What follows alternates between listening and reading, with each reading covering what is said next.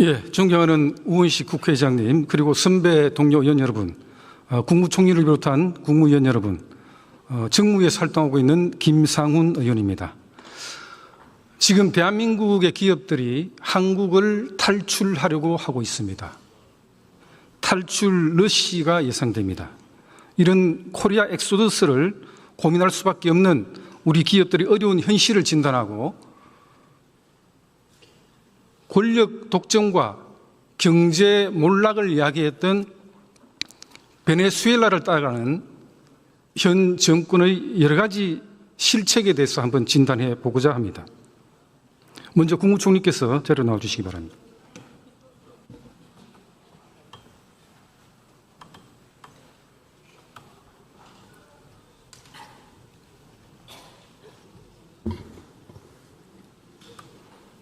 예, 수고 많으십니다. 작년에 노벨 경제학상 수상자 데런 S. 모글루 또 제임스 로빈슨 교수가 가장 빈곤했던 대한민국이 오늘날 같은 경제적 부를 이룰 수 있었던 데는 두 명의 대통령의 철학에 대해서 언급을 한 바 있습니다. 역대 대통령 중에 누군지 아세요? 네, 지금 PPT를 통해서 보고 있습니다. 예. 이승만 대통령이 시장 경제 체제를 도입했던 것. 독재자의 오명은 있지만 박정희 대통령이 포용적 경제 제도를 실천했던 것을 주요 원인으로 꼽고 있습니다. 포용적 경제 제도가 어떤 의미인지는 우리 총리님 아십니까?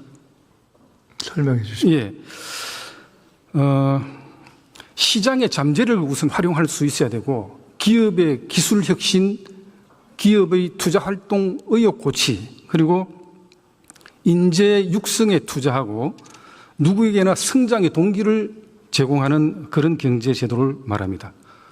자유민주주의 시장 경제 체제에서 기업은 불확실한 미래임에도 불구하고 자신이 갖고 있는 자본을 투자해서 고용을 창출하는 소중한 주체입니다. 근로자는 귀한 노동력을 제공해서 경제를 활성화시킬 수 있는 그런 역시 주체이기도 합니다. 노사가 상생해야 되는데 지금 현재 이재명 정부는 너무 노조 편향적이지 않나 하는 그런 생각을 지울 수 없습니다. 최근에 논란이 되고 있는 불법 파업 조장법, 노란봉투법에 대한 총리님의 소견은 어떻습니까? 평가를 하신다면? 네, 아까 의원님께서 말씀 주신 이승만, 박정희 두 분을 포함해서 역대 대통령들이 다 여러 측면에서의 공과나 비판이 있지만은 큰 틀에서 현재 경제를 이뤄내는 방향에서 노력들을 해왔고 그것이 축적되어 왔다고 봅니다. 이번 노란봉투법도 그렇게 성장해온 한국 경제가 노사관계에 있어서 한 단계 성장하는 측면에서 오랫동안 진행되었던 논의를 바탕으로 해서 저희가 이루어낸 것이기 때문에 아마 의원님을 포함해서 여러 가지 우려나 이런 것들이 있지만은 저희들이 잘 또 조정해서 한국 경제 성장의 또 하나의 토대가 될 것이다 이렇게 보고 또 기대하고 지금 우리 있습니다. 총리님께서는 대한민국의 노동관계법이 근로자의 이익을 착취하는 그런 구조라고 생각하십니까? 현재 이 시점에. 그렇게 일률적으로 말하기는 어렵고요. 이미 1970년대 이후에 노동자들의 지난하고 오래되고 또 계속적인 어떤 권익 투쟁과 그리고 우리 사회의 민주적 발전 속에서 우리 법과 제도가 발전해 온 거 아니겠습니까? 그러니까 그런 방향으로 계속되고 있기 때문에 지금 전체 법 제도가 다 착취적이다 이렇게 현재 노동관계법은 기업을 형사 피의자로 만드는 규정들이 난무하고 있고 노조 친화적이라기보다는 너무 노조 편향적이에요. 이번 노란봉투법 통과로 인해서 기업들은 어떤 평가를 하고 있습니까? 기업의 손에는 쇠사슬을 묶고 노조의 손에는 쇠망치를 들려주고 있다. 탄식하고 있습니다. 다음 화면 좀 보세요. 이게 뭐죠?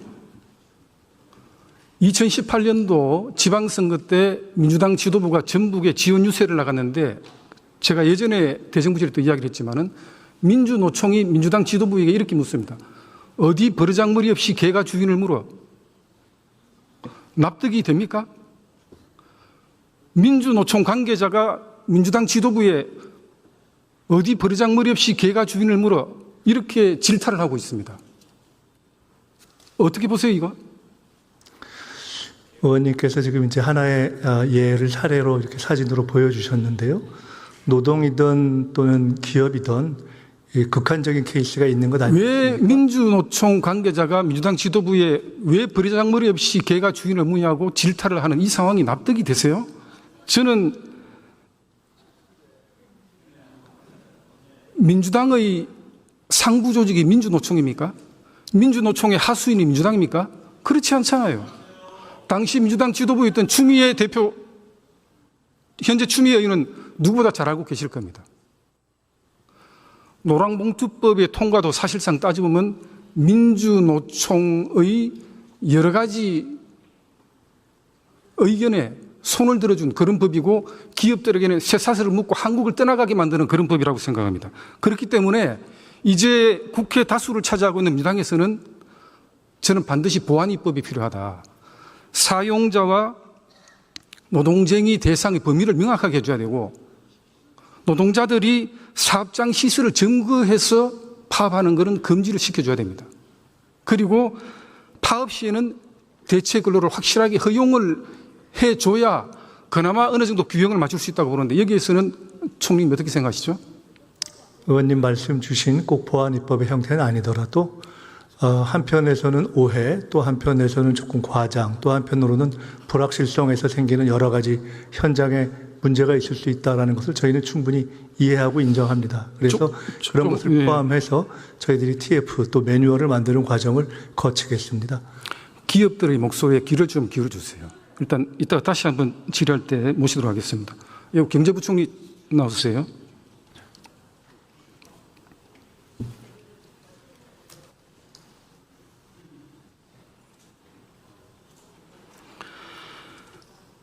우리가 참 우려했지만 불법 파업 조장법이라고 불리는 노란봉투법 통과 이후에 대한민국 전 산업에 걸쳐서 지금 현재 노동쟁의 파업이 지금 벌어지고 있어요. 표 한번 봐주시죠. 자동차, 현대, 기아 전부 파업입니다. HD 현대, 조선 3사 총파업, 철강 사용자 고소, IT 역시 사용자의 직접 교섭 요구하고 금융은 총파업을 예고하고 있어요. 방산도 방산기업 파업금지법은 위헌이라는 기자회견을 하고 있습니다. 에너지 분야도 마찬가지입니다. 현 정권이 관세 협상의 성공 포인트라고 자랑했던 마스가 프로젝트도 사실상 노조들이 배를 띄우기도 전에 지금 파업을 하고 있기 때문에 좌초가 우려됩니다. 조선산업도 위험해요.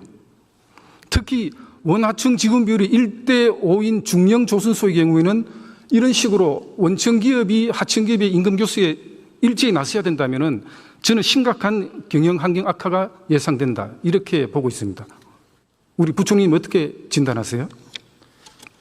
예, 어차피 지금 노조든 또 그다음 기업이든 저는 어느 정도 소통을 하고 또 필요한 부분에 어떤 정상화는 또 해야 된다고 생각하고요. 다만 그 과정에서 지금 이제 기업들이 우려하는 이 불확실성, 이게 사용주 개념이라든지 또 실질적 지배가 뭐냐, 또 그리고 이게 실질적 경영 관련해서 어떤 부분에 문제가 있을 한 그런 부분에 대해서는 불확실성이 문제가 있다고 보여지고 그런 부분에 대해서는 대법원 판례라든지 또 노동위원회의 어떤 또 거기에서 결정한 부분 그리고 전문가 의견 등을 저희들이 수렴을 해가지고 시장에서 과도하게 우려하지 않도록 하는 그런 범위 내에서 저희들이 가이드라인도 만들고 규정도 만들려고 하고 있습니다.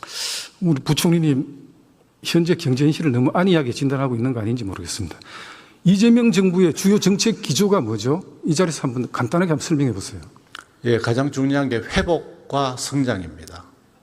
이렇게 말씀드릴 수 있고 왜 그러냐면은 단기적으로 이 한국 경제가 너무 어렵습니다. 그래서 이렇게 내버려 두면은 소상공인, 자영업자, 중소기업들 도저히 견딜 수가 없습니다. 그래서 이분들이 우선 당장 이 어려운 경제 환경에서 어쨌거나 견뎌내고 또 희망을 찾을 수 있게 하고 중장기적 또는 조금 더 가서는 결국은 한국 경제가 제대로 된 성장을 해야 됩니다. 그렇지 않고는 이 어려움을 극복하기 어렵다 하는 그런 측면에서 회복, 그다음에 성장 이렇게 제가 말씀드리고 싶습니다. 말씀 잘하셨는데 성장? 네. 기업이 지금 보따리 사고 해외로 도피를 하고 있는데 어떻게 성장하죠? 젊은 사람들을 위한 좋은 일자리를 어떻게 창출합니까? 여기 한번 보세요. 현재도 삼성, SK, LG, 현대, 한화, LS, 효성, 한국타이어 이미 현재도 외국에 투자를 해서 건설하려고 하고 있는데 문제는 앞으로도 더 한국을 빠져나가겠다는 겁니다. 통계상으로 보면. 금년도 상반기에 우리 국내 기업의 해외 신규 법인 설립이 63.8% 급증했어요. 왜 그럴까요? 한국의 기업 환경이 너무나 악화되어 가고 있기 때문에 보다 기업 활동이 자유롭게 보장된 해외에 지금 눈길을 돌리고 있는 겁니다. 문재인 정부 때 이야기하는 거예요? 주한미국 상공회의소에서 어떻게 이야기했죠? 암참에서 노란봉투법에 대해 가지고 한국의 경영 환경과 투자 매력도를 저하시킬 수 있는 굉장히 우려되는 법이다. 이렇게 진단하고 있습니다. 주한유럽 상공회의소는 우리 철수할지도 모른다. 이렇게 이야기하고 있어요.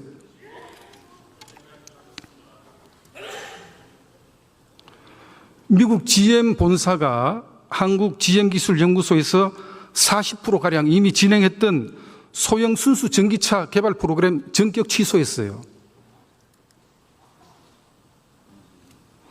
한국 GM도 전국 8곳의 지형정비센터 전부 폐지하고 부평공장 유휴부지와 일부 설비에 매각하겠다고 합니다. 이게 어떤 분위기죠? 한번 솔직하게 말씀해 보세요. 예. 대한민국의 기업 환경에 대해서 이 기업들이 지금 어떻게 진단하고 있는 겁니까? 아마 그분들의 우려는 지금 저희들이 가이드라인을 만들지 않은 상황에서 이게 불확정 개념으로 너무 이렇게 확장되지 않을까 하는 우려가 있다고 저는 보여지고요. 그런 부분에 대해서 아까 제가 의원님께 말씀드린 것처럼 저희들이 기존에 나와 있던 어떤 대법원 판례, 그다음에 노동위원회 결정, 그리고 일부 전문가들 의견을 수용한다면은 아마 확정 좀 이렇게 예측이 가능하다고 저는 보여지고, 제가 이런 설명을 드리니까 좋다 그러면은 그런 부분을 좀 빨리 해달라 하기 때문에 저희들이 6개월 지금 이제 법 시행 전에 유예 기간이 있습니다. 이 기간 동안에 최대한 빨리 만들고 또 그분들께 설명도 드리고 이런 노력을 하도록 하겠습니다. 우리 부총리님은 상장, 비상장 법인 가리지 않고 1년 365일 주주들의 이익을 충실하게 보장을 해야 되고 자사주 소각 등등등등 진행되고 있는 더 센 상법 개정안에 대해서 어떻게 생각하시죠? 예, 자사주 소각에 대해서도 한쪽에서는 경영권 방어 차원에서 기업들은 우려를 표현하는 줄 알고 있고요. 그다음에 또 우리 부총리님 너무 좀 두리뭉실하고 안이한 진단을 하시는 것 같아요. 그렇지는 않고요. 어쨌든 저희들은 지금 현재와 같은 상법 구조라면은 기업들은 투자를 진중하게 고민하기 어렵습니다. 왜? 주주들이 야 투자보다는 우리한테 배당금을 더 많이 줘라고 이야기하면 그 투자 어떻게 하겠어요? 그렇지 않습니까? 그 부분에 대해서 한번 네, 진지하게 판단하셔야 됩니다. 저희들은 배당도 우리 배당률이에요. 중국보다 낮습니다. 30% 정도고 중국이 40%입니다. 그래서 어쨌거나 기업이 돈을 벌어가지고 배당을 하는 건 저는 맞다고 보이죠. 다만 경제부총리로서 제가 중점을 두는 부분, 기업들이 돈을 벌 수 있는 그런 아이템을 찾아서 기업을 지원해주고 성장을 통한 우리 한국 경제의 어떤 발전 이런 쪽에 중점을 두겠다는 말씀을 드리겠습니다. 법적으로 배당 보장이 되어 있으니까 당연히 해야죠. 그렇지만 배당을 제대로 해주지 않을 경우에 주주들이 법적으로 쟁송을 벌일 수가 있기 때문에 경영주들이 우려하는 거 아니겠어요? 누가 배당해 주지 마라 그랬습니까?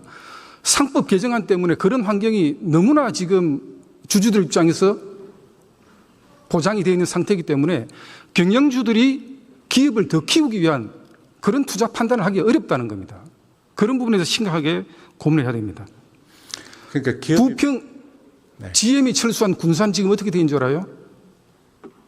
전국에서 빈집이 가장 많은 데가 군산입니다. 2위가 여수예요. 지금 외국계 한국 GM 빠져나가고 석유화학, 철강 산업까지 무너지면 전국에 뭐 여수, 포항, 울산, 경기, 충청, 영호남 가릴 것 없이 지역 경제가 완전히 초토화됩니다. 기업들이 일자리를 창출하지 못하고 주저하는데 우리 젊은이들한테 좋은 일자리가 보장될 수 있겠습니까? 우리 젊은이들 가장 원하는 게 좋은 일자리 아니겠어요? 이런 경제 상황 좀 심각하게 판단을 해 주십사는 부탁 말씀드리겠습니다. 예, 수고하셨습니다. 네. 총리님 다시 모시겠습니다.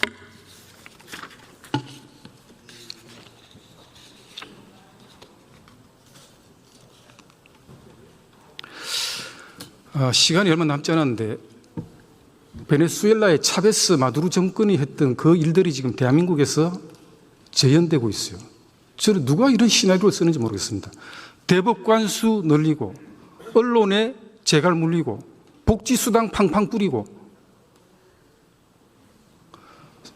세계적인 원유 대국이 몰락한 그 이면에 현재 지금 이 정부에서 계획하고 있는 그런 일들이 벌어졌었습니다. 거기에 대해서 우려하고 있는 분들에 대해 가지고 우리 총리님 한 말씀 해봐 주시죠. 우리나라의 문제를 해결하는데 꼭 굳이 외국의 사례를 들어서 이야기할 필요는 없을 것 같습니다.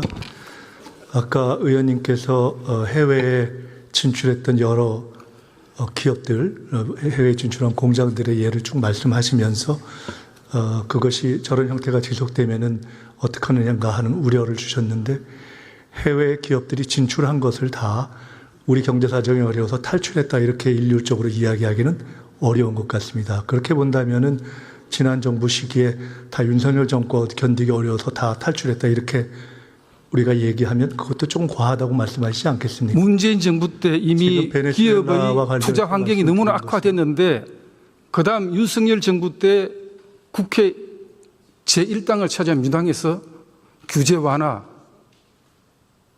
포기했고 기업이 목을 지는 그런 입법에만 치중하다 보니까 그런 환경이 만들어졌기 때문에 기업들이 해외로 탈출하고 있는 거예요. 네, 베네수엘라 말씀 주셨는데요. 지난 정부의 윤석열 정권의 경제 정책과 정치 쿠데타로 인해서 얼마나 어려운 경제 환경을 우리들이 물려받을 수밖에 없었는가 하는 것을 잘 아실 것이라고 생각합니다. 지금 경제 현실을 굉장히 심각하게 진단하셔야 됩니다. 네, 100일 전에 이어받은 경제 현실을 너무 심각하게 봐서 지난 시기에 경제 정책을 그대로 쓰기는 어렵다. 이런 판단 위에서 경제 정책을 만들어 가고 있습니다. 국민들과 함께 하나하나 풀어가도록 하겠습니다. 가깝다, 친하다고 자리 주면 최순실 된다. 이거 누가 이야기한지 아십니까? 잘은 모르겠지만은 그런 경우가 김건희 씨를 포함한 지난 정권에서 많이 있었던 일이다 하는 것은 기억하고 있습니다.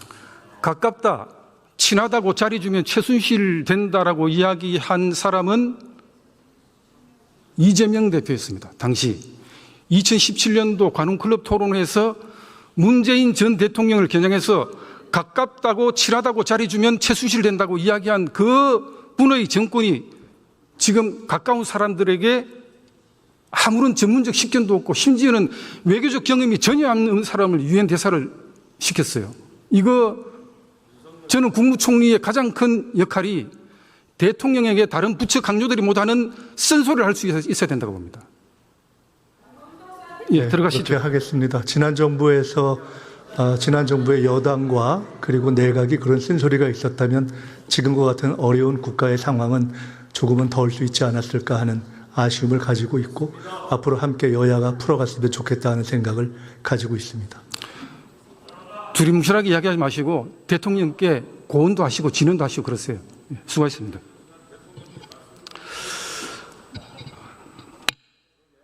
이재명 정부가 성공을 해야 됩니다. 왜? 대한민국 국민이 잘 살아야 되기 때문에. 그렇지만 특정 진영의 이념, 노조의 이익을 최우선화하는 그런 편향적인 정책으로 가면 우리 대한민국 국민과 자식들에게 미래가 없습니다. 저는 지금 현재 이재명 정부가 대한민국의 국익과 대한민국의 자식 세대를 챙기는 그들에게 희망을 주는 그런 정권이